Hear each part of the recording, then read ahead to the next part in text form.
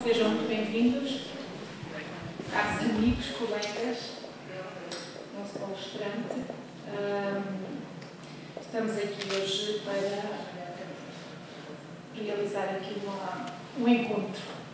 Um encontro no âmbito das comemorações do Dia Mundial pela Saúde, que foi no dia 7 de abril e que está a decorrer na escola, com atividades abertas à comunidade.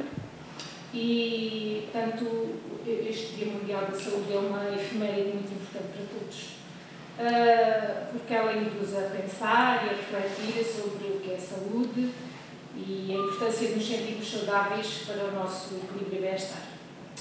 E, enquanto coordenação do programa Ecoescolas, eu, a professora Nicolina e todas as coordenações das outras escolas em consonância, decidimos promover um encontro que fosse motivador de uma reflexão, colocando o foco na importância do ambiente, em relação ao qual cada vez mais se sabe, nomeadamente a partir do emergir da epigenética, o quão determinante é para a saúde do homem e dos ecossistemas, e dos quais o homem é parte integrante, não é?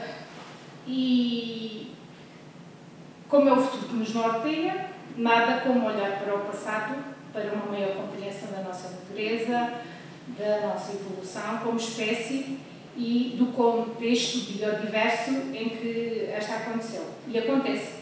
E percebermos que há ações que precisamos empreender para a criação de ecossistemas mais favoráveis da saúde e evolução humanas. Portanto, é muito importante neste contexto do Ecoescolas. Estes momentos de reflexão são muito importantes para nós podermos desencadear ações efetivamente neste sentido. E como é que nós podemos? Portanto, o mote para esta discussão, para esta reflexão, vem-nos a partir aqui desta proposta, que agradecemos desde já ao Dr. Diniz Cortes pela sua pronta disponibilidade, com que respondeu ao desafio de nos vir dar, tanto modo para esta reflexão, proporcionando uma viagem, não é?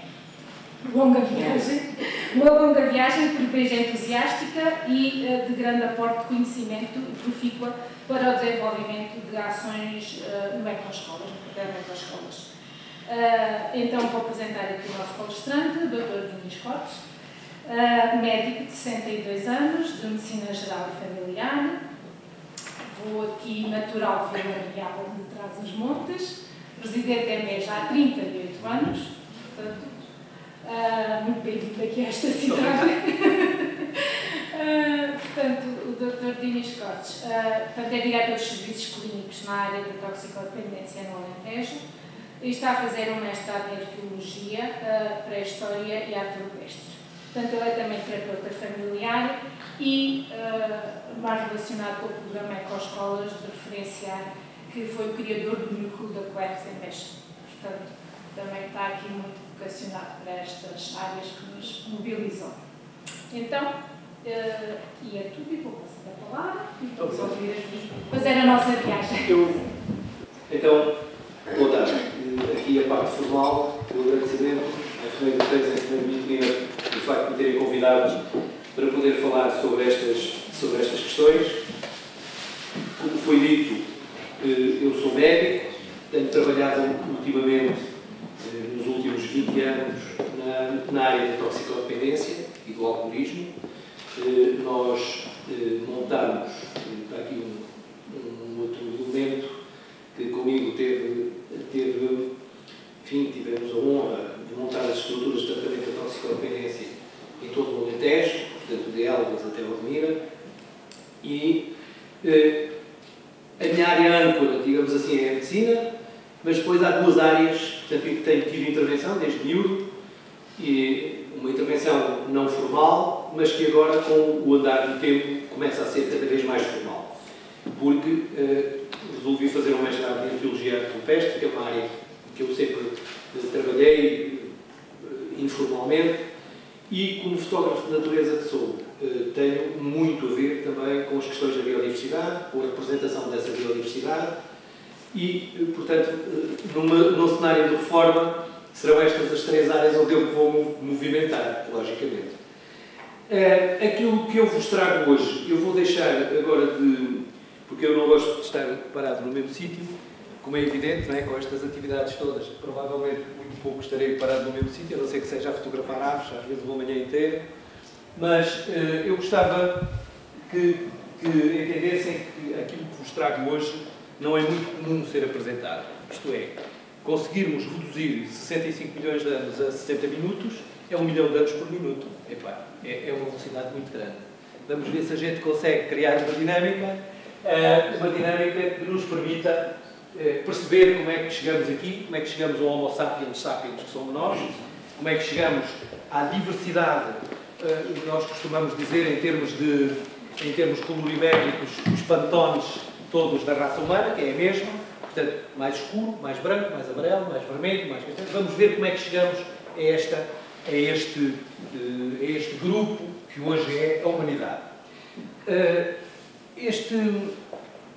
Esta apresentação tem a ver também um bocado com o que eu disse há bocado em relação ao mestrado de Arqueologia Arqueopestre, portanto, são atividades paracurriculares que nós temos, portanto, esta é perfeitamente inserível nesse contexto. Eu contactei hoje também o professor Manuel Calado e a doutora Vila Simões da Abreu e Vila Real, portanto, que é a minha orientadora, portanto, esta área também faz parte, digamos assim, também da nossa intervenção comunitária, no fundo, e de alguma maneira de apresentação deste tipo de questões relacionadas com a arqueologia, com a biodiversidade. Estas coisas começaram todas, não sei se tinham a noção disso, há 13.500 milhões de anos atrás. Portanto, há um fenómeno bioquímico, se quiser, chamado Big Bang, portanto, em que há uma distorção espaço-temporal que permite a emergência de matéria sob a mais variada forma. É uma coisa de milésimos de segundo. Portanto, essa matéria concentra-se e dispersa-se. Esses milhares de bilhões de toneladas de matéria formam-se e dispersam-se pelo universo conhecido. E há cerca de 4.500 milhões de anos começamos a ter aquilo que é o nosso sistema solar. Portanto, a formação do sistema solar dá-se depois pelo congelamento, digamos assim, dessa matéria, que vai arrefecendo, que se vai sentando em diversos blocos, vai formando estrelas e o arrefecimento maior de alguns desses pedaços vai dando os planetas, entre os quais a Terra, onde nós habitamos. A nossa Terra, desde a sua fusão, isto é, já há uns milhões de anos mais para cá, mais recente, também não foi sempre a mesma, portanto ela foi assumindo várias formas, digamos assim, no espaço, enquanto girava à volta do Sol e arrefecendo, iam-se concentrando continentes. Todos nós ouvimos falar, quase de certeza, deste chamado Pangeia, portanto, que era a Terra toda única, portanto, um só continente e um só mar, e a partir da Pangeia, aliás, a Pangeia foi muito fácil de provar, porque quando há a deriva dos continentes, nós conseguimos encontrar fósseis exatamente das mesmas espécies, por exemplo, na África e na América do Sul e no sul da Europa. Portanto, quer dizer que aquilo, de alguma forma, esteve tudo unido até um determinado momento e foi possível descortinar que muitas das espécies e muita da biodiversidade que hoje existe teve praticamente a mesma origem, embora haja uma dispersão, digamos assim, continental. Aqui, por acaso, verifica-se um aspecto particular, que é a não união ainda entre a América do Norte e a América do Sul. É natural que, ao longo do processo de consolidação, pudesse haver momentos em que havia mares mais largos, mares mais estreitos, istmos, penínsulas, etc., que nós não verificamos hoje na atualidade. Para termos uma ideia, portanto, desde o tal Big Bang, há 13.500 milhões de anos, que estão aqui, eles chamam-lhe bilhões, em brasileiro, até ao aparecimento da vida, a pré-biogénese é quando estão, digamos, reunidas as condições para que haja a possibilidade de haver vida. Até aos seres vivos, nós temos mais ou menos 3.000 milhões de anos. Portanto, esses 3.000 milhões de anos, talvez já passamos de 13.500 milhões para 3.000 milhões, portanto já estamos a encurtar a nossa viagem. Portanto, o que isto quer dizer é que a parte final da conferência vai incidir sobre muito pouco tempo, mas uma exposição mais longa que tem a ver já com o aparecimento da nossa espécie. Lamento desiludir-vos, mas este é o nosso antepassado primeiro. É assim, era mesmo um ratinho, é do tamanho do ratinho, chamava-se Purgatórios, tem um nome muito estranho. Eu penso que talvez se calhar nesta sala ninguém tivesse nunca ouvido falar disto, portanto já aprenderam qualquer coisa hoje. E é assim, este animal era um animal que vivia nas arches. Basicamente, os fósseis mais antigos foram encontrados em Montana, nos Estados Unidos, e estão datados de 65 mil milhões de anos. De 65 milhões. Este animal é claramente já um mamífero, portanto já se reproduz de forma sexuada.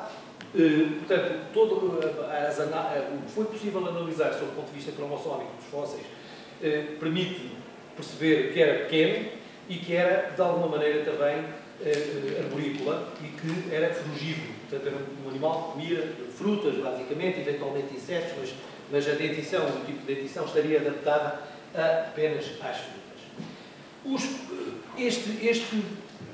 Uns milhões de anos depois, portanto, há cerca de 40 milhões de anos, há uma coisa que é fundamental para nós, que é a divisão deste tipo de animais.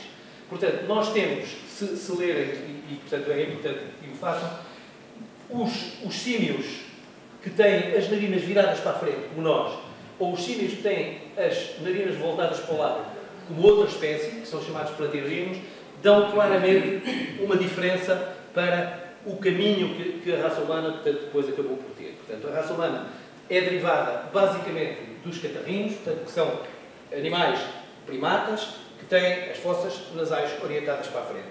Também uma coisa que são capazes de não saber é que, por exemplo, os símios que hoje temos em África normalmente são anuros, isto é, não têm cauda, enquanto que os símios que temos na América do Sul, principalmente, no Brasil, portanto, e na Amazónia, etc., são animais que utilizam a cauda para as aves. Portanto, há logo essa diferença. É importante também saber, e vamos falar nisso, que a origem, depois, dos primatas que nos deram origem, a nós, é basicamente centrada numa coisa chamada Vale do Rift, portanto, que ocorre mais ou menos entre o norte de Moçambique e o Sudão. Portanto, essa zona é a zona onde claramente houve desenvolvimento da nossa espécie e já vamos ver como é que ela se fez. Depois daquela divisão, houve variadíssimos antropóides ao longo dos anos. Tivemos um gigantopiteco com cerca de 3 metros de altura, portanto, que era já um antropóide muito parecido connosco, o Ramapiteco, até chegarmos àquilo que vocês já ouviram também falar, chamados Australopitecos. Os Australopitecos estão aqui, portanto, estão a meio da cadeia evolutiva, são basicamente primatas, portanto, que já não vivem nas árvores e vivem no solo, conseguem manter uma postura ereta, e os Australopithecus africanos é o primeiro fóssil de Australopiteco encontrado e que é, de facto, já um precursor da espécie humana. Provavelmente habitou a Terra há 2,8 a 2,3 milhões de anos atrás. Existem umas outras formas de Australopithecus, nomeadamente uma chamada Lucy, que era o Australopithecus afarensis, que foi um dos elos importantes, portanto, no desenvolvimento. Mas, a partir do Homo ergaster, é que nos interessa. Porque é assim, este é claramente um hominídeo já com capacidade de utilização de alguns instrumentos, nomeadamente a capacidade de utilização de instrumentos de madeira, que não ficaram para a história, não é? Portanto, os instrumentos, tudo que sejam instrumentos de madeira ou de materiais expressíveis, foram ficando e acabaram por não aparecer, digamos assim, nas pesquisas arqueológicas, ou muito dificilmente aparecem, e aparecem normalmente os materiais líticos, portanto, nós vamos ver aqui alguns, eu tenho aqui muita coisa, depois já mais para a frente, para poderem ver, para poderem sentir, ter na mão um instrumento cirúrgico com meio milhão de anos, né? Temos aqui alguns, se calhar, e é de facto o Homo ergaster, que significa o homem que trabalha, portanto, o homem trabalhador. Portanto, ele já consegue roubar carcaças aos pumas e aos leões e às pateras e a outros predadores. Ele já consegue espantá-los com pedras e com paus e gritos e tal, e conseguir apropriar-se da carcaça. É muito importante, e lamento também desiludir os vegetarianos, mas o consumo de carne foi fundamental para o crescimento cerebral, né? Portanto, para a gente conseguir evoluir sob o ponto de vista de proteína e síntese de proteínas.